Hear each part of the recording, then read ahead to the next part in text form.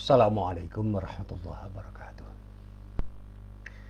Alhamdulillahilladzi khalaqal mauta wal hayata liyabluwakum ayyukum ahsanu amala. Ashhadu an la ilaha illallah wahdahu la syarikalah wa ashhadu anna Muhammadan abduhu wa rasuluh. Allahumma salli wa sallim ala nabiyyina Muhammad wa ala alihi wa sahbihi wa man wala. Amma ba'd.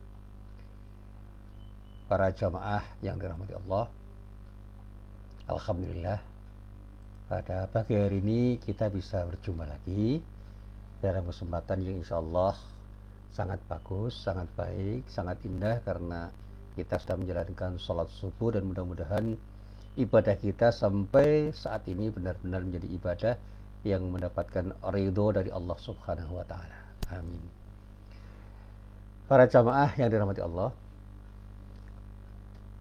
kita harus sadar. Jadi sekali lagi saya sampaikan, kita itu bukan berarti saya ingin mengatakan Anda semua, tetapi saya juga harus sadar bahwa setiap orang tanpa kecuali pasti pernah berbuat salah, pasti pernah melakukan perbuatan yang berakibat buruk pada dirinya, atau dalam bahasa agama pasti berbuat sesuatu yang mengakibatkan berdosa. Apakah itu dosa kecil atau bahkan dosa besar. Dan oleh karena itu setiap orang seringkali disebut sebagai khata'. Khata' itu orang-orang yang pernah bersalah. Nah, apakah kesalahan itu dilakukan dalam ranah ibadah atau yang terkait dengan hubungan kita dengan Allah, hablum minallah, atau dalam ranah muamalah yang disebut hablum minan nas. Baik hablum minallah maupun hablum minan nas, itu dua-duanya adalah sesuatu yang penting dan tidak boleh dinafikan atau menafikan satu sama lain. Nah, berkaitan dengan persoalan ini, saya pernah membaca sebuah sabda Rasulullah yang diriwayatkan oleh Imam At-Tirmidzi dan juga Imam Ibnu Majah, yang berasal dari sahabat beliau yang bernama Anas bin Malik radhiyallahu anhu. Di dalam sebuah kesempatan Rasulullah itu pernah bersabda, kullu bani adama khatta'un wa khairul khatta'ina at-tawwabun. Yang kalau kita terjemahkan dengan bahasa yang sederhana, semua orang, semua anak cucu Adam, setiap orang, setiap manusia itu pasti pernah melakukan kesalahan. Dan sebaik-baik orang yang pernah bersalah adalah orang yang segera bertaubat. Sederhana sekali. Tapi ini merupakan hadis yang bisa kita urai dengan uraian yang panjang. Imam At-Tirmidzi meriwayatkan di dalam kitab Sunan At-Tirmidzi juz 4 halaman 659, hadisnya hadis nomor 2499. Sementara Imam Ibnu Majah meriwayatkan di dalam kitab Sunan Ibnu Majah juz 5 halaman 321, hadisnya hadis nomor 4251. Nah, mari kita coba untuk kita urai hadis ini. Kullu itu menyatakan semuanya, universalitas, semua orang tanpa kecuali. Bani Adam itu adalah sebutan untuk anak manusia. Kita semua manusia itu disebut Bani Adam karena kita ini keturunan Adam. Jadi bapak kita itu Adam. Khatta'un itu orang yang bersalah. Jadi kita ini adalah orang-orang yang oleh Rasulullah disebut orang-orang yang pernah bersalah. Dan ini pernyataan yang harus kita akui. Tidak ada seorang pun di dunia yang tidak pernah melakukan perbuatan yang tidak baik, perbuatan yang melenceng, perbuatan salah, perbuatan yang tidak benar, dalam bentuk apapun. Dan yang lebih penting dari itu, apa yang disabdakan Rasulullah, sebaik-baik orang yang pernah bersalah itu adalah orang yang mau segera bertaubat. Jadi orang baik itu adalah orang yang segera mau bertaubat. Nah, orang yang segera bertaubat itu adalah orang yang punya kesadaran bahwa dia pernah berbuat salah dan menyadari bahwa kesalahannya itu perlu kemudian disesali dan bahkan kemudian tidak mengulangi lagi. Dan yang terbaik kemudian adalah melakukan tindakan-tindakan yang baik untuk menambal sesuatu yang bolong, sesuatu yang berlubang, sesuatu yang tidak baik itu, sehingga sesuatu yang tidak baik itu tertambal, terkurangi atau terhapus oleh perbuatan baik yang dilakukannya. Nah, itu yang kemudian dikatakan sebagai taubatan nasuha, karena orang yang telah melakukan tindakan bertaubat dengan konsep taubatan nasuha itu adalah orang-orang yang sama sekali tidak mau lagi mengulangi perbuatan salahnya itu dari waktu ke waktu, dan bahkan kemudian menunjukkan dia melakukan perbuatan yang baik karena dia pernah berbuat sesuatu yang salah dan disadari bahwa perbuatannya itu adalah perbuatan yang pada akhirnya memberikan mudarat pada dirinya, baik dalam pengertian mudarat yang bersifat duniawiyah maupun mudarat yang bersifat ukhrawiyah. Nah, inilah pesan Rasulullah SAW yang diriwayatkan oleh Imam At-Tirmidzi dan Imam Ibnu Majah dari sahabat Rasulullah Anas bin Malik radhiyallahu anhu. Beliau Rasulullah itu menegaskan bahwa setiap pribadi kita semua pasti tidak pernah bisa lepas dari perbuatan yang disebut dosa. Dan kesalahan dalam kehidupan itu terjadi begitu saja. Jadi natural aja. Jadi kesalahan-kesalahan yang bersifat lahir maupun batin itu akan terjadi pada setiap orang. Dan kita, setiap orang itu dianjurkan oleh Rasulullah sesegera mungkin memohon maaf pada siapapun yang kita salahi. Dan kalau kita salah kepada Allah, ya memohon ampun kepada Allah dengan banyak beristighfar. Dan semuanya itu harus kita lanjutkan dengan tindakan yang disebut dengan taubat. Taubat yang sungguh-sungguh yang disebut dengan taubatan nasuha. Nah, nanti ke depan kita berbicara tentang taubatan nasuha itu apa. Dalam kesempatan yang akan datang kita akan bicara tentang konsep taubatan nasuha itu apa. Nah, taubat itu hukumnya wajib bagi setiap orang. Karena kita ini pernah melakukan kesalahan. Begitu pula hal-hal yang berkaitan dengan taubat berupa pengetahuan tentang dosa dan pemicunya itu juga harus disesali. Dan kemudian orang itu tidak hanya bertobat dari tindakan-tindakan yang secara fisik bisa kita lihat dengan kasat mata, tetapi juga sesuatu yang tersembunyi di balik perilaku-perilaku yang bisa kita lihat secara fisik. Ketika kita punya cara berpikir yang salah, punya sikap yang salah, dan bahkan punya sifat-sifat yang memicu perbuatan salah, itu juga harus kita perbaiki. Artinya apa? Kita juga harus bisa melihat di samping perbuatan yang secara aktual bisa terlihat sebagai perbuatan dosa, perbuatan-perbuatan yang menjadi pemicu dosa pun juga harus kita sadari, dan kemudian kita jadikan sebagai alas untuk membangun perbaikan diri. Jadi kewajiban kita untuk bertaubat itu juga menyangkut kewajiban kita untuk menyadari bahwa ada sesuatu yang menjadi pemicu diri kita untuk berbuat salah. Itu yang juga harus kita coba untuk kita pahami, kita sadari, dan kita hapus dari pribadi kita. Karena kalau kita itu masih punya sifat, sikap, dan cara berpikir yang salah, bukan tidak mungkin kita akan tergelincir kembali dalam kesalahan yang sama. Artinya kita akan melakukan perbuatan dosa karena kita masih memiliki sesuatu yang memicu kita untuk berbuat dosa. Dulu pernah saya sampaikan, ya, perilaku itu memang harus kita perbaiki, tetapi yang juga harus kita perbaiki adalah mindset kita. Cara berpikir kita atau sikap mental kita yang kemudian membangun perilaku itu juga harus kita perbaiki. Sebab orang yang masih punya mindset yang salah akan sangat mungkin berbuat salah karena kesalahan yang dia lakukan itu mengalir begitu saja menjadi sesuatu yang muncul sebagai akibat dari mindset yang salah. Ini yang kemarin saya sampaikan. Mindset yang salah tentang kesuksesan itu akan membangun suatu sikap dan perilaku yang membuat orang selalu bersalah. Jadi kalau kita punya mindset yang salah dalam hal apa, termasuk dalam kesuksesan, kita harus sukses. Dan sukses itu apa? Kita definisikan dengan definisi yang salah, ya akan kita coba untuk kita raih dengan cara yang salah.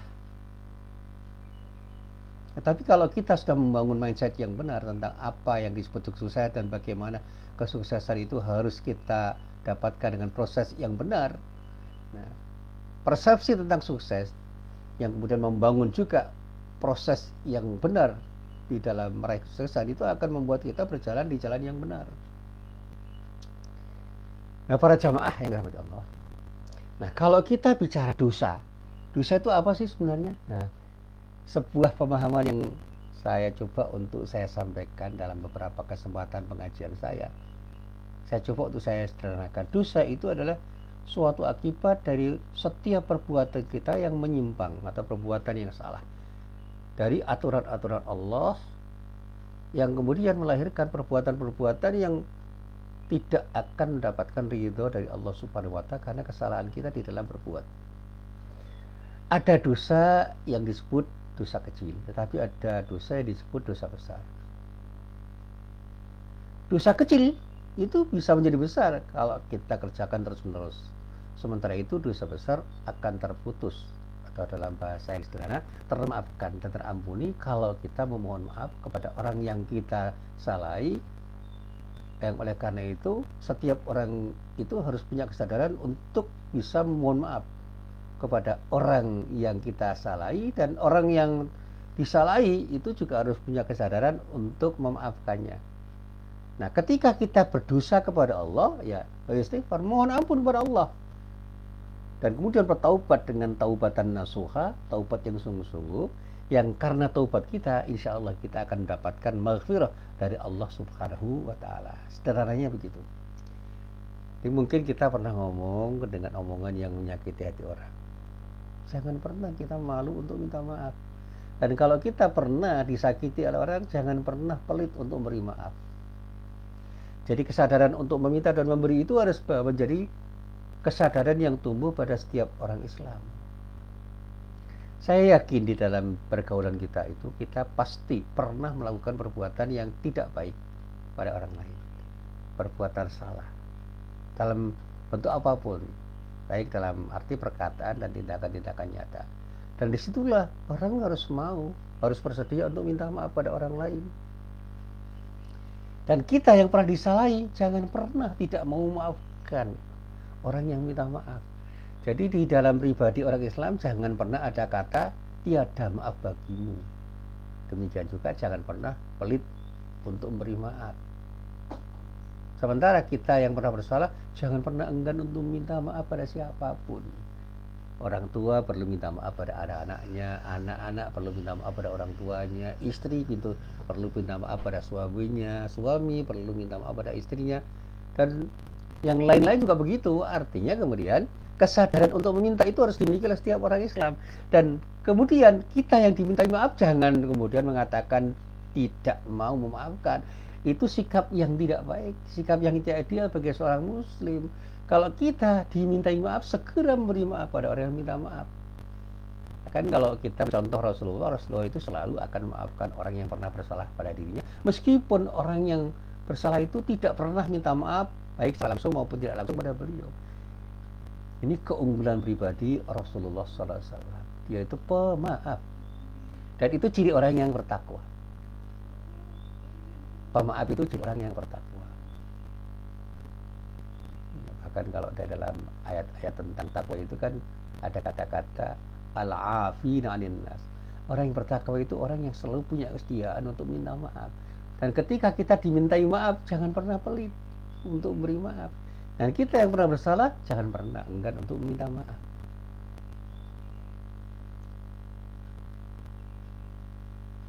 Nah, itu yang perlu kita pahami. Baik, kita teruskan. Dosa itu bisa kita artikan juga sebagai sesuatu yang bisa menggelisahkan hati atau membuat hati kita tidak tenang. Karena fitrah manusia itu tidak pernah menyetujui perbuatan-perbuatan dosa. Hati kita itu suci. Yang kemarin saya terangkan ada yang namanya qalb nurani. Hati yang tercerahkan itu akan selalu tidak sepakat dengan segala macam bentuk keburukan. Dan selalu pro, menyetujui kebaikan-kebaikan. Jadi fitrah manusia itu tidak pernah setuju dengan keburukan. Dan selalu setuju dengan kebaikan. Jadi kalau ada orang yang melakukan tindakan yang tidak baik itu sebenarnya mengingkari fitrahnya sendiri. Dan itu yang menggelisahkan hatinya. Kalau kita mau jujur, sebenarnya kita itu tidak pernah tenang ketika melakukan perbuatan-perbuatan yang tidak baik. Yang selalu saya sampaikan kemarin. Ketika kita berbohong, kita gelisah nggak? Ayo, kita renungkan. Ketika kita membohongi orang, ketika kita tidak jujur, gelisah nggak hati kita? Ketika kita menipu, ada nggak kegelisahan yang ada di dalam hati kita? Ayo, kita berkata jujur pada diri kita sendiri. Mbok jujur, jangan pernah kita menyembunyikan diri untuk tidak jujur pada diri kita sendiri. Itu aja. Kita belum sampai pada hubungan kita dengan Allah. Allah pasti tahu kalau kita nggak jujur. Jadi ketika kita tidak jujur saja, itu sudah gelisah kok hati kita. Ketika kita menipu, kita berbohong, nah itu semuanya akan menggelisahkan hati kita. Dan termasuk perbuatan-perbuatan tidak baik yang lain yang akan membuat hati kita semakin gelisah. Hati kita itu tentu menolak saat pertama kali bersinggungan dengan perbuatan dosa dan segala bentuk kemaksiatan. Tetapi sekali lagi, ketika kita sudah abai atau peduli dan terus memperturutkan hawa nafsu untuk berbuat dosa, untuk berbuat sesuatu yang tidak baik, berbuat maksiat, maka sedikit demi sedikit kita semakin tidak peka lagi. Hati kita menjadi hati yang tertutup dan bahkan dikatakan menjadi buta karena tidak mendengarkan dari Allah Subhanahu wa taala. Ini bahasa yang sederhana di dalam Al-Qur'an, khatamallahu ala qulubihim. Allah sudah mengunci mati hati mereka. Nah, ketika hati itu terkunci, ya sudah. Nurani tidak bisa bicara lagi. Sehingga orang itu kemudian menikmati perbuatan-perbuatan dosa yang dia lakukan, dan pada saatnya dia sulit untuk diingatkan. Karena apa? Sudah menikmati perbuatan-perbuatan dosa yang dia lakukan. Dari apapun kesalahan yang dia lakukan, itu dinikmati dirinya, dan ketika ada orang yang mengingatkan, dia malah marah dan bahkan tidak senang terhadap orang yang mengingatkan. Dikritik pun marah dia, padahal salah. Kan banyak orang yang anti kritik, dikritik marah dan mengadukan kepada siapapun, kemudian mengatakan kepada siapapun bahwa dia telah dihina, dilecehkan, dicemarkan nama baiknya, padahal bahkan cuma sendiri tidak baik kok. Ayo kata jujur pada diri kita ini sebenarnya yang sudah berada pada track yang benar atau belum. Kalau belum, katakan belum. Kalau sudah, katakan sudah. Ayo kita belajar untuk bicara dengan hati nurani sendiri. Para jamaah yang dirahmati Allah, dikisahkan di dalam sebuah riwayat, ada salah seorang sahabat Rasulullah yang di dalam riwayat itu dikatakan bernama An-Nawas bin Sam'an Al-Ansari radhiyallahu anhu. Jadi ada seorang sahabat yang bernama An-Nawas bin Sam'an Al-Ansari radhiyallahu anhu, yang dia itu bercerita di dalam sebuah riwayat yang dinyatakan oleh Imam Muslim di dalam kitab Sahih Muslim juz 8 halaman 6, hadisnya hadis nomor 6680. Diceritakan begini. Sa'altu Rasulullah sallallahu alaihi wasallam anil birri wal itsmi. Satu saat saya itu pernah bertanya kepada Rasulullah sallallahu alaihi wasallam tentang arti kebajikan dan dosa. Albir itu kebajikan, al-itsmu dosa atau perbuatan yang tidak baik. Perbuatan salah atau perbuatan yang menyalahi aturan Allah, itu itsmun. Lalu dari pertanyaan yang disampaikan oleh An-Nawas bin Sam'an Al-Ansari radhiyallahu anhu itu, Rasulullah menjawab, faqala al-birru husnul khuluqi wal itsmu ma haka fi sadrika wa karita ayyattali alaihin nas. Rasulullah menjawab begini, yang dinamai albir, kebajikan itu adalah budi pekerti yang baik, husnul khuluq, akhlak yang baik. Sedangkan yang dinamakan itsmun, keburukan atau dosa, itu adalah perbuatan atau tindakan yang menyesakkan dada, yang membuat dada itu sempit atau tidak nyaman. Dan engkau sendiri benci jika perbuatan itu diketahui orang lain. Jadi kalau kita itu melakukan tindakan yang menyesakkan dada atau merasa kita itu tidak nyaman di dalam hati kita, dan bahkan kita itu tidak senang kalau orang lain tahu, sebenarnya kita telah berbuat dosa. Ini kata Rasulullah pada An-Nawas bin Sam'an Al-Ansari. Sementara ketika kita itu berbuat baik, kebaikan itu adalah kebaikan yang disebut oleh Rasulullah dengan husnul khuluq, akhlak yang baik. Jadi akhlak yang baik itu yang disebut al-bir. Dan ketika orang berbuat baik itu hatinya tentram, hatinya tenang, damai. Karena apa? Apa yang dia lakukan itu selaras dengan kata hati nuraninya. Itu berbeda dengan ketika orang berbuat salah. Hati nuraninya itu berontak, mengatakan tidak. Dan yang perlu diingat bahwa dosa sebagai akibat dari perbuatan salah tidak akan terjadi tanpa ada pemicunya. Kalau kita ibaratkan api itu tidak akan menyala tanpa ada pemantiknya. Jadi kalau kita itu punya korek apapun itu, korek gas, itu kan ada pemantiknya. Kalau pemantiknya rusak ya tidak akan ada api. Kompor gas juga begitu, pemantiknya rusak ya tidak akan nyala. Jadi api itu hanya akan muncul, hanya akan timbul, hanya akan ada kalau ada pemantiknya. Jadi perbuatan dosa pun juga akan muncul kalau ada pemantiknya. Nah, mari kita pahami apa sih pemantik perbuatan dosa itu. Nah, para ulama itu menjelaskan bahwa pemantik dosa itu kalau kita petakan di dalam diri kita, itu ada 4 macam. 4 macam itu disebut sebagai 4 sifat di dalam diri kita yang akan menjadi pemicu atau pemantik dosa. Apa pemantik dosa itu? Nah ya, ini yang perlu kita pahami.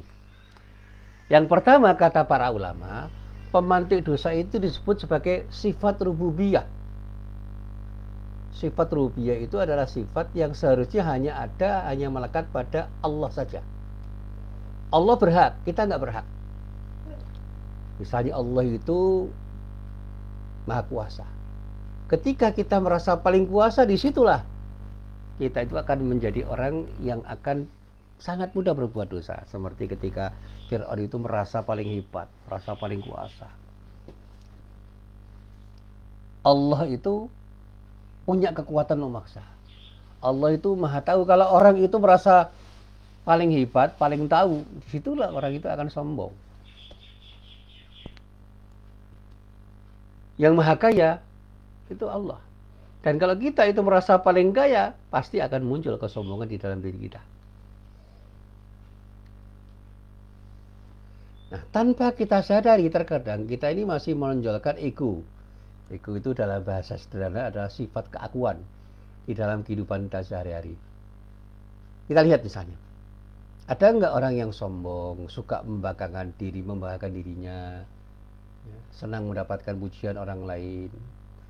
Padahal sifat-sifat ini murni hanya milik Allah Subhanahu wa Ta'ala. Hak untuk sombong, hak untuk membanggakan diri, hak untuk mendapatkan pujian, itu hanya milik Allah. Alhamdulillah, segala pujian itu hanya milik Allah. Jadi kita itu tidak terpuji, yang maha terpuji itu hanya Allah. Bahwa kita itu biasa dipuji ya, tapi jangan kita itu kemudian gila pujian. Kita kadang-kadang terlena, terkesima oleh pujian orang, tersanjung oleh pujian orang, dan kemudian kita sombong karena pujian orang lain.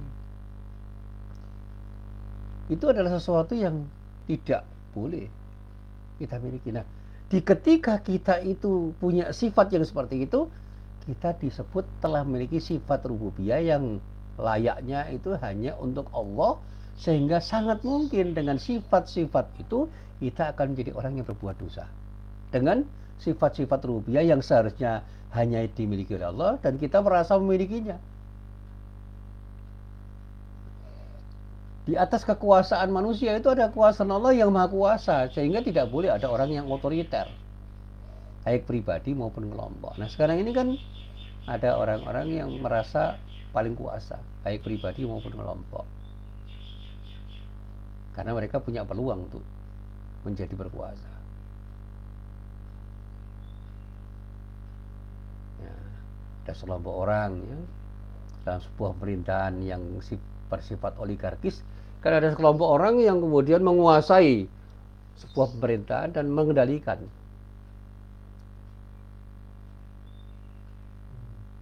Ada sebuah pemerintahan yang bersifat plutokratis. Ini ada sekelompok orang-orang yang memang punya kekayaan yang luar biasa, punya kekuatan ekonomi yang luar biasa. Pada saatnya kemudian orang-orang itu punya peluang ya, untuk menguasai semua yang ada di situ. Sehingga kalau pemerintahan itu dikuasai oleh orang-orang yang punya power dan powerful karena kekuasaan itu dikuasai oleh beberapa orang, itu akan berpeluang orang itu berbuat dosa karena sifat-sifat yang menjadi pemicunya secara kolektif. Nah, kalau itu dimiliki oleh seorang manusia, wah luar biasa. Orang yang paling kaya, orang yang paling berkuasa, orang yang paling kuat secara politis, orang yang paling kuat secara militer misalnya, seorang jenderal yang sangat hebat yang ditakuti oleh orang. Kita pernah punya cerita sejarah yang luar biasa, itu ada Mussolini misalnya, ada Hitler misalnya, ada Napoleon Bonaparte. Itu yang cerita-ceritanya itu kan lebih banyak menonjolkan keburukan pribadi seseorang yang arogan, yang sombong, karena dia punya sifat rububiyah yang mengakibatkan dia itu otoriter. Nah, di balik cerita itu mungkin ada kebaikan-kebaikan yang tidak ditonjolkan karena apa?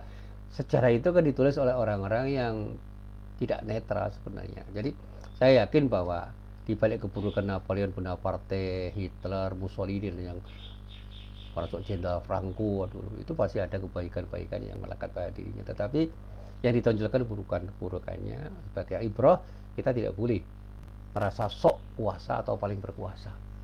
Karena pada akhirnya kita akan hancur karena kesombongan itu. Ya, di dalam pemerintahan siapapun ya, kita bisa melihat misalnya cerita tentang Marcos misalnya, Marcos di Filipina itu kan cerita-cerita tentang dictatorship, kediktatoran yang melekat pada seseorang yang kemudian dikaitkan dengan istrinya yang juga mempengaruhi si Marcos yang kemudian melahirkan sifat-sifat yang tidak baik. Dan masih banyak lagi cerita-cerita buruk tentang seseorang. Meskipun kalau kita mau jujur, di balik keburukan setiap orang itu mesti ada kebaikan-kebaikan yang melekat pada dirinya. Nah, kita nggak usah cerita banyak tentang masalah itu. Kita kembali baca pada sifat rubiah yang bisa menjadi pemicu dosa. Jangan pernah kita memiliki sifat-sifat yang tidak boleh ada pada diri kita, karena sifat itu hanya milik Tuhan, milik Allah semata-mata. Jangan merasa menjadi orang yang seperti Tuhan sehingga menuhankan dirinya, dan pada saatnya dia seperti Fir'aun itu, sok kuasa dan merasa dia itu paling hebat, bahkan dia mengaku diri sebagai seorang yang punya sifat ketuhanan, dan pada saatnya dia mengatakan apapun akan bisa diatur karena dia punya kekuasaan yang luar biasa. Naudzubillah min dzalik. Ini yang pertama, jadi sifat rubiah. Yang kedua, yang disebut sebagai sifat syaitoniyah. Karena ada syaitoniyah, maka sifat-sifat itu melekat pada setan.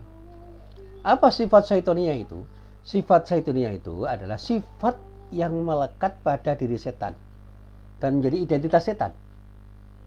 Apa sifat setan dan identitasnya itu? Misalnya dengki, zalim, tidak adil, senang melakukan tipu daya, senang mengajak kepada sesuatu yang tidak baik, senang berbuat kerusakan, ya, senang beramar mungkar nahi ma'ruf, misalnya memerintahkan orang berbuat yang tidak baik dan justru menghalang-halangi orang untuk berbuat yang baik.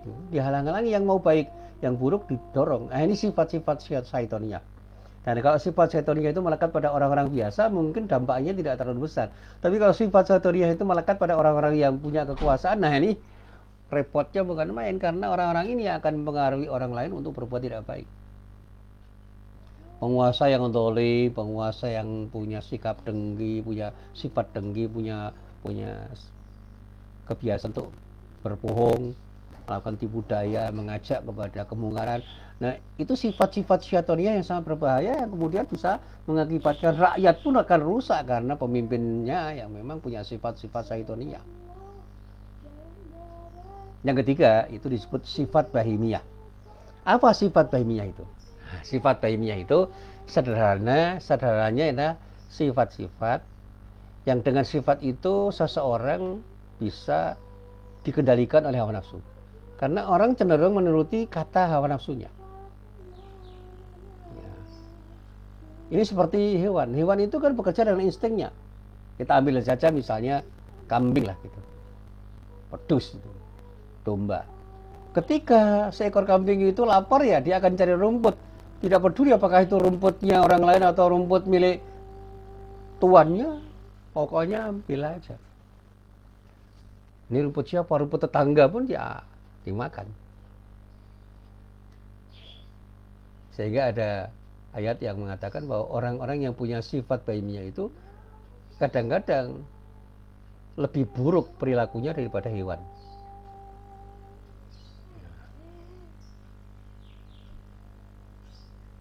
Jadi kalau orang itu punya sifat bahimiyah, itu dia akan selalu seperti hewan, menuruti hawa nafsunya, baik nafsu perut maupun nafsu-nafsu yang terkait dengan kemaluannya, nafsu seksualnya.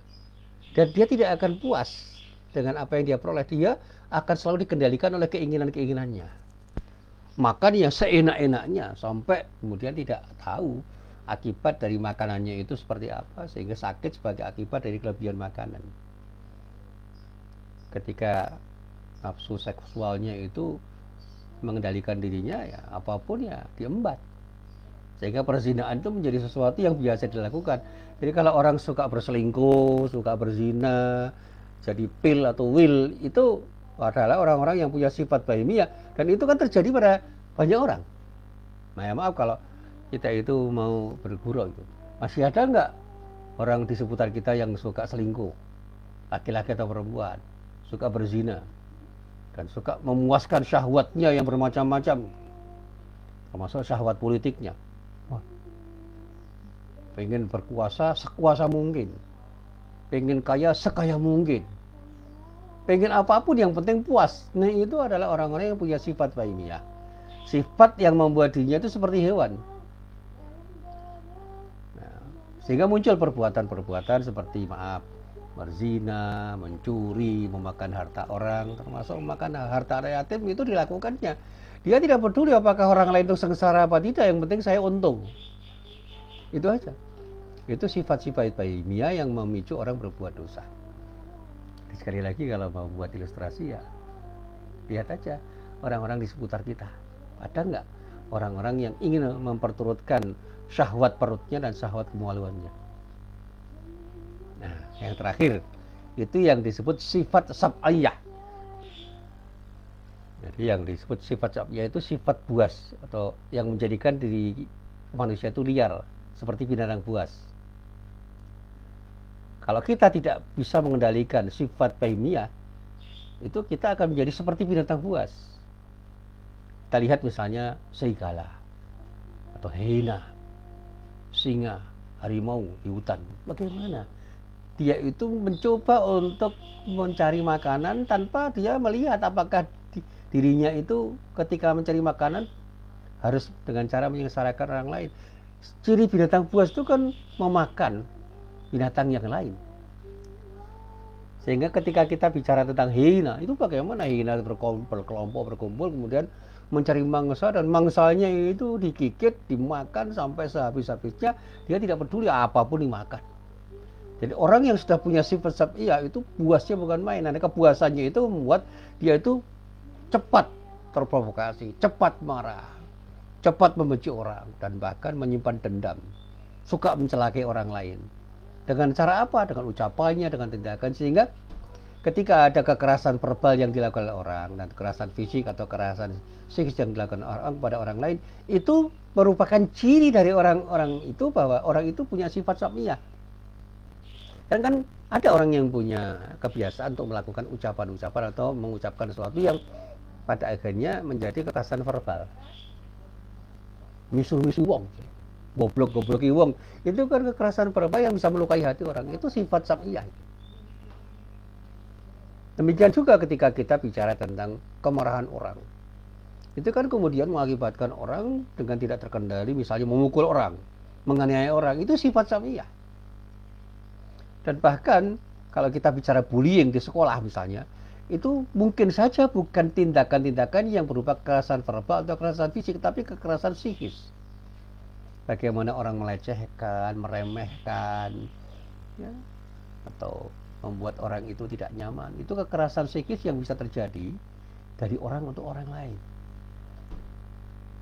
Melecehkan orang, meremehkan orang, merendahkan orang, mengabaikan kepentingan orang lain, dan bahkan kemudian menganggap orang lain tidak penting. Itu kan bisa menyakiti hati. Itu kekerasan psikis yang bisa terjadi dimanapun. Dan itu tidak hanya di sekolah. Bullying itu bisa terjadi di mana-mana. Sekarang ada bullying yang terjadi di media sosial, itu luar biasa. Saya juga pernah mengalami bullying itu, tapi karena saya siap mental aja, saya tertawa itu. Digoblok-goblokan orang, dianggap tidak punya makna, macam-macam lah gitu. Itu biasa aja kalau kita siap. Tetapi apakah semua orang siap diperlakukan seperti itu? Ya, bukan tidak mungkin orang itu tidak siap diperlakukan dengan cara seperti itu, sehingga sifat-sifat yang disebut sab'iyah itu ketika melekat pada diri orang, itu berpeluang menjadikan orang buas, liar. Dan pada saatnya orang itu tidak mampu mengendalikan dirinya ketika marah, dan kemarahannya itu berbuah pada sesuatu yang membuat orang lain terlukai, baik terlukai secara fisik maupun terlukai secara psikis. Dan orang yang marah itu ketika ngomong pun juga tidak terkendali, sehingga ketika tidak terkendali maka kemudian dia ngomong apa saja yang omongannya itu bisa berdampak negatif pada orang lain, dan bukan tidak mungkin berdampak negatif pada dirinya sendiri, jadi pemerang. Dan ternyata apapun yang dimiliki oleh orang yang bersifat sab'iyah, sifat-sifat sab'iyah itu ujung-ujungnya bisa membuat orang lain celaka. Saya ketika kita bicara pembunuhan, bukan hanya pembunuhan dalam arti fisik, tapi juga pembunuhan karakter. Ada karakter assassination, itu kan bisa terjadi sebagai akibat dari sifat sab'iyah yang dimiliki orang. Sekarang kan banyak orang yang melakukan pembunuhan karakter dengan memfitnah orang. Itu kan pembunuhan yang jauh lebih kejam. Jadi kalau dikatakan fitnah lebih kejam daripada pembunuhan, antara lain, itu artinya seperti itu. Meskipun kata-kata itu tidak bisa diterjemahkan secara sederhana, karena fitnah itu tidak hanya dimaknai atau bisa dimaknai seperti itu, tetapi itu bagian dari cara kita memahami. Ketika kita itu fitnah orang, mengatakan sesuatu yang tidak benar kepada orang-orang banyak tentang seseorang yang kita katakan tidak benar, itu bisa menjadikan orang itu terbunuh karakternya dan menjadi tercitrakan buruk karena kata-kata kita dan tindakan kita yang secara masif kita lakukan dalam rangka untuk membunuh karakter orang lain. Sekarang banyak orang-orang baik yang terfitnah. Kita nggak usah menyebut orang, nanti malah jadi masalah. Nauzubillah min dzalik. Mudah-mudahan kita tidak punya sifat seperti itu. Jadi jangan pernah kita punya sifat rububiyah, sifat syaitoniyah, sifat bahimiyah, sifat sab'iyah yang bisa berdampak negatif pada diri kita. Kalau memang sifat itu hanya melekat pada Tuhan, jangan kita miliki. Kalau sifat itu hanya melekat pada diri setan, jangan kita miliki. Kalau sifat itu hanya pantas melekat pada hewan, termasuk hewan ternak, jangan kita miliki. Apalagi ketika sifat itu hanya pantas melekat pada binatang buas, jangan kita miliki, karena semuanya itu akan menjadi pemicu perbuatan dosa yang terjadi pada diri kita. Sehingga saya sempat mengatakan kepada teman-teman, dan ini pemahaman saya dari proses belajar saya, ketika keempat sifat itu melekat secara simultan, atau salah satu dari sifat itu kita miliki, maka kita pun akan dengan sangat mudah tergerak untuk melakukan perbuatan dosa. Sekali lagi, ketika sifat bahimiyah, sifat sab'iyah, sifat syaitoniyah, sifat rububiyah itu melekat menjadi satu kesatuan, kita akan mudah tergerak untuk berbuat dosa. Demikian juga ketika sifat-sifat itu sendiri-sendiri ada di dalam diri kita, kita hanya punya sifat rububiyah, sifat syaitoniyah, sifat bahimiyah, dan sifat sab'iyah, itu punya kontribusi yang betul-betul akan melahirkan sesuatu yang disebut perbuatan dosa. Jadi sifat-sifat itu sendiri-sendiri secara terpilah itu akan bisa berpengaruh buruk pada diri kita. Tapi ketika kita itu mendapatkan sifat itu dan melekat pada diri kita, semakin mungkin akan membuat kita semakin mudah berbuat dosa. Itu yang dikatakan sebagai pemantik atau pemicu perbuatan dosa. Nah, ketika kita sudah tahu bahwa keempat sifat itu ketika melekat pada diri kita, itu bisa memicu berbuat dosa, bisa memicu diri kita untuk berbuat dosa. Kesadaran yang harus tumbuh pada diri kita, ya menghilangkan, mengeliminasi sifat-sifat itu. Jangan pernah kita punya sifat sab'iyah, jangan sampai kita punya sifat bahimiyah, jangan sampai kita punya sifat syaitoniyah, dan jangan sampai kita punya sifat rububiyah. Semuanya kita buang perlahan-lahan, dan kita bisa berlatih untuk melahirkan sifat-sifat yang sebaliknya. Jadi ketika kita tahu tentang hakikat dosa dan limitnya, insya Allah kita akan selalu bersikap waspada, dan insya Allah kita akan mampu untuk menjaga diri kita agar kita tidak terkena percikan dosa yang dapat membakar diri kita di dunia maupun di akhirat kelak. Dan insya Allah kita akan menjadi orang yang beruntung fit dunia wal akhirah. Inilah para jamaah yang dirahmati Allah, sedikit dari apa yang bisa saya sampaikan dalam kuliah subuh ini, mudah-mudahan bermanfaat.